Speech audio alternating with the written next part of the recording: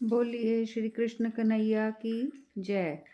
राधा मैया की जय। आज मैं आपको अध्याय शुरू करने से पहले भगवान शिव के प्रमुख रूप के बारे में कुछ बताना चाहती हूँ। भगवान शिव के प्रमुख रूप कौन से थे? नंबर 1, महादेव, सभी देवों के देव, पर ब्रह्मा का रूप, स्वरूप। नंबर 2, नटराज, नृत्य करते हुए रूप, जो सृष्टि और संहार के चक्र का प्रतीक है। नंबर 3, अर्धनारीश्वर, शिव और शक्ति का समन्वय, आधा पुरुष आधा स्त्री रूप। भैरव, उग्र और रौद्र रूप, अधर्म का नाश करने वाला। नंबर 5, पशुपतिनाथ, पशु और प्राणियों के स्वामी। नंबर 6, लिंग रूप, निराकार रूप, ऊर्जा और सृजन का प्रतीक। नंबर 7, भोलेनाथ, भोले और सहज स्वभाव वाले, भक्तों पर शीघ्र प्रसन्न होने वाले। नंबर 8, रुद्र, वेदों में वर्णित उग्र और तूफानी रूप। ये भगवान शिव के अनेक रूप हैं। हर रूप में हमारे जीवन के किसी न किसी पहलू को छूते हैं ये रूप। अब मैं माँ पार्वती के भी रूप के बारे में बताना चाहती हूँ। उनके भी अनेक रूप हैं, जिन्हें हम 10 महाविद्या, नवदुर्गा, अष्टलक्ष्मी, सप्तमातृका आदि नामों से जानते हैं। नवदुर्गा शक्ति के 9 रूप हैं, जिनको नवरात्रि के समय पूजा जाता है। और ये 9 रूप कौन से हैं?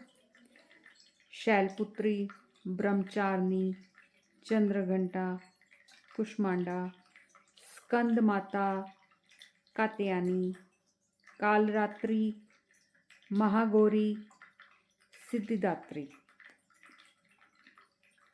अब उसके बाद 10 महाविद्या, ये तंत्र शास्त्र में देवी के 10 रहस्यमयी रूप हैं। वो कौन से हैं? नंबर 1, काली। नंबर 2, तारा। नंबर 3, त्रिपुर सुंदरी। Number 4, Bhuvaneshwari. Number 5, Chhinnamasta. Number 6, Bhairavi. Number 7, Dhumavati. Number 8, Baglamukhi. Number 9, Matangi. Number 10, कमला। और इनके और भी अन्य प्रसिद्ध रूप हैं, जैसे सती, माँ पार्वती, माँ दुर्गा, माँ अन्नपूर्णा, माँ मेनका नंदिनी, माँ गौरी, माँ जगदम्बा। माँ पार्वती के रूप अनंत है। उनके मुख्य रूपों को हम नवदुर्गा, 10 महाविद्या और अन्य शक्ति रूपों में बांटकर हम समझ सकते हैं। हर रूप हमें जीवन के किसी महत्वपूर्ण मूल्य की शिक्षा देता है, जैसे शक्ति, त्याग, ज्ञान, करुणा, संघर्ष और साहस की। बोलिए श्री कृष्ण महाराज की जय। चलिए आज आगे बढ़ते हैं। 25वां अध्याय, मथुरापुरी का महात्म्य एवं मथुरा खंड का उपसंहार। बहुलाश्वी ने पूछा, मुने, यहाँ बलराम जी अकस्मात पहुंच गए, वहां ऐसा उत्तम तीर्थ सुना गया। अहो, मथुरापुरी धन्य है, जहाँ वे नित्य निवास करते हैं। मथुरा का देवता कौन है? शतद्वारपाल कौन है? उनकी रक्षा कौन करता है? चार कौन है? मंत्री प्रवर कौन है? और किन किन लोगों के द्वारा वहाँ की भूमि का सेवन किया गया है?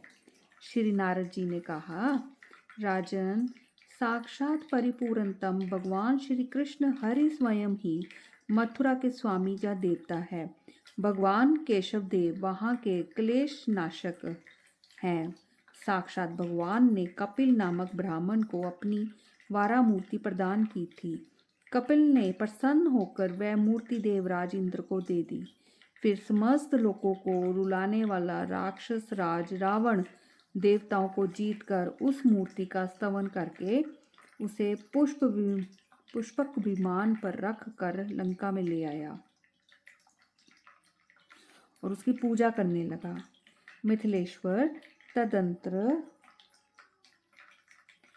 राघवेंद्र श्री राम लंका पर विजय प्राप्त करके भगवान वारा को प्रयत्न पूर्वक अयोध्यापुरी में ले आए और वहां उनकी अर्चना करते रहे। तत्पश्चात शत्रुघ्न श्री राम की स्तुति करके उनकी आज्ञा से उस वारा विग्रह को प्रयत्न पूर्व महापुरी मथुरा में ले आए और वहां वारा भगवान की स्थापना करके उनको प्रणाम किया। फिर समस्त मथुरावासियों ने उन वरदायक भगवान की सेवा पूजा प्रारंभ की। वे ही ये साक्षात कपिल वारा मथुरापुरी में श्रेष्ठ मंत्री माने गए हैं। भूतेश्वर नाम से प्रसिद्ध भगवान श्री मथुरा के द्वारपाल या क्षेत्रपाल हैं। वे पापियों को दंड देकर भक्ति के लिए उन्हें मंत्रोपदेश करते हैं। महाविद्या स्वरूपा, दुर्गम कष्ट दूर करने वाली चंडिका देवी दुर्गा सिंह पर आरूढ़ हो सदा मथुरापुरी की रक्षा करती है। मैं नारद ही मथुरा का चार गुप्तचर हूँ और इधर उधर लोगों पर दृष्टि रखकर सबकी बात महात्मा श्री कृष्ण को बताता हूँ। विदेहराज नगर के मध्य भाग में स्थित शुद्धायनी करुणामयी मथुरा देवी समस्त भूखे लोगों को अन्न प्रदान करती है। मथुरा में मरे हुए लोगों को विमानों द्वारा ले जाने के लिए श्याम अंग वाले चार भुजाधारी श्री कृष्ण पार्षद आते जाते रहते हैं। मथुरापुरी मथुरा जिसके दर्शन मात्र से मनुष्य कृतार्थ हो जाता है, श्री कृष्ण के अंग से प्रकट हुई है। पूर्व काल में ब्रह्मा जी ने मथुरा में आकर निराहार रहते हुए 100 दिव्य वर्षों तक तपस्या की। उस समय वे पर ब्रह्मा श्री हरि के नाम का जप करते थे। इससे उन्हें स्वयंभू मनु जैसे प्रवीण पुत्र की प्राप्ति हुई। नृपराज सतीपति देववर भूतेश मधुवन में 100 दिव्य वर्ष तक तप करके श्री कृष्ण की कृपा से तत्काल मथुरापुरी और माथुर मंडल के क्षेत्रपाल हो गए। श्री कृष्ण के कृपा प्रसाद से ही मैं मथुरा मंडल का चार बना हुआ और सदा भ्रमण करता रहता हूँ।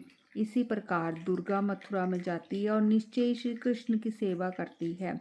इंद्र ने मथुरा में तप करके इंद्रपद, सूर्य ने तप करके वैवस्वत, मनु जैसा पुत्र कुबेर ने अक्षय निधि, वरुण ने पाश और ध्रुव ने मधुवन में तप करके सम्यक ध्रुव पद प्राप्त किया था। यही तपस्या करके अम्बरीश ने मोक्ष पाया। राम ने अक्षय शक्ति एवं लवणासुर से विजय प्राप्त की। राजा रघु ने सिद्धि पाई और इसी मधुवन में तप करके चित्रकेतु ने भी अभिष्ट फल प्राप्त किया। यहीं के सुंदर मधुवन में तप करके अत्यंत बलिष्ठ हुए महासुर मधु ने माधव मास में मधुसूदन माधव के साथ युद्ध भूमि में जाकर युद्ध किया। सप्त ऋषियों ने मथुरा में आकर यही तपस्या करके योग सिद्धि प्राप्त की। पूर्व काल में अन्य ऋषियों ने भी यहाँ तप करके सर्वतोमुखी सफलता पाई थी और गोकर्ण नामक वैश्य ने भी यहाँ तप करके महानिधि उपलब्ध की थी। इसी शुभ मधुवन में लोक रावण ने तपस्या करके स्वर्ग के देवताओं पर विजय पाई और राक्षसों को अधिकारी बनाकर मंदिर निर्माण करके लंका में प्रतिष्ठित हो बड़ी शोभा प्राप्त की। मिथिलेश्वर यही सुंदर मधुवन में तपस्या करके हस्तिनापुर के राजा शंतनु ने अत्यंत साधु शिरोमणि तथा तत्वार्थ सागर के कर्णधार भीष्म को पुत्र रूप में प्राप्त किया। बहुलाश्व ने पूछा, देव ऋषि शिरोमणि, मथुरा का महात्म्य बताइए। वहां निवास करने वाले सज्जनों को किस फल की प्राप्ति बताई गई है? श्री नारद जी ने कहा, राजन, आदि युग में भगवान वारा ने महासागर के जल में यहाँ बड़ी ऊंची लहरें उठ रही थी। डूबी हुई पृथ्वी को जैसे हाथी सूंड से कमल को उठा ले, उसी प्रकार स्वयं अपनी दाढ़ से उठाकर जब जल के ऊपर स्थापित किया, तब मथुरा के महात्म्य का इस प्रकार वर्णन किया था। यदि मनुष्य मथुरा का नाम ले ले तो उसे भगवान मोचारण का फल मिलता है। यदि वह मथुरा का नाम सुन ले तो श्री कृष्ण के कथा श्रवण का फल पाता है।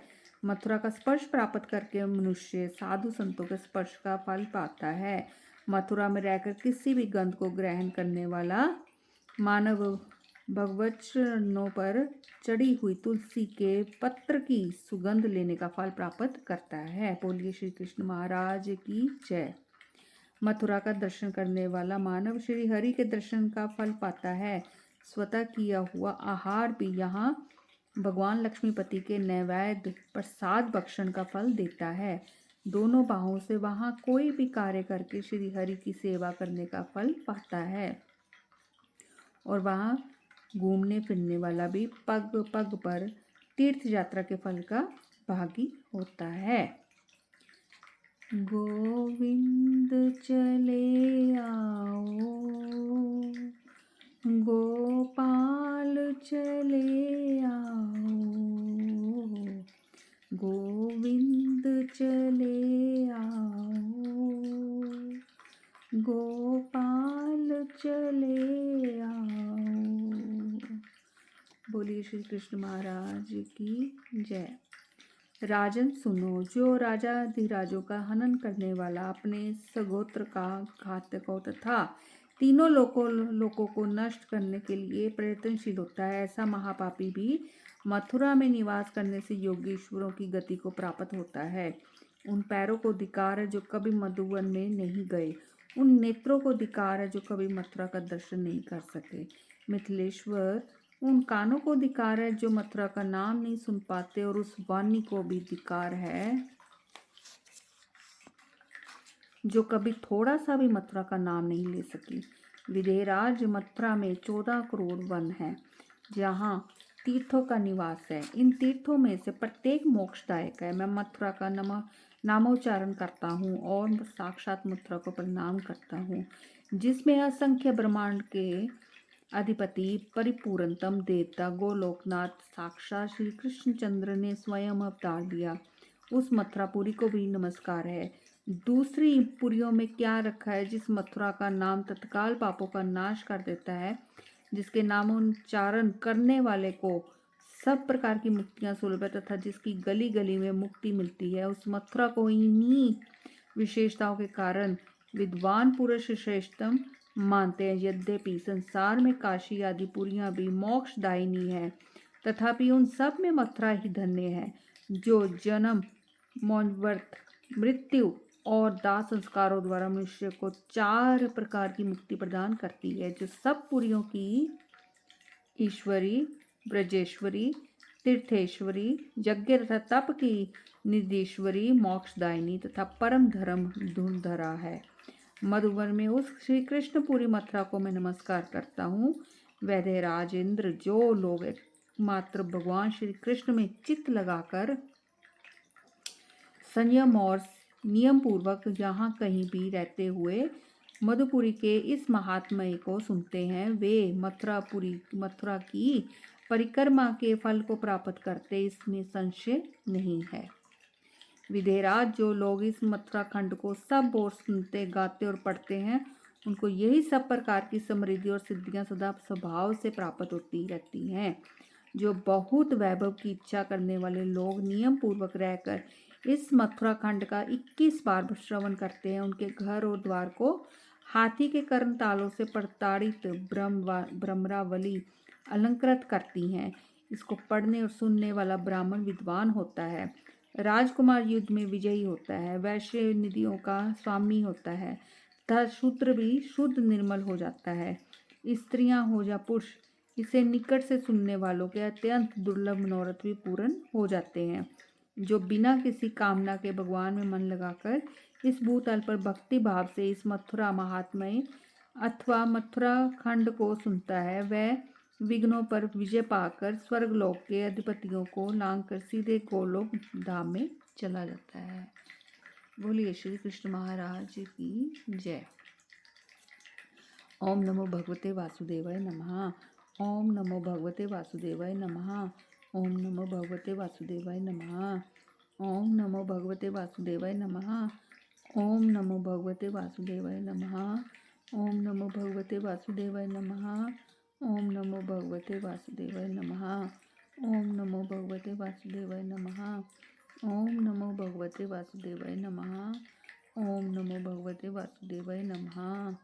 ओम नमो भगवते वासुदेवाय नमः। बोलिए श्री कृष्ण महाराज की जय। राधा कृष्ण की जय। जय हो, जय हो।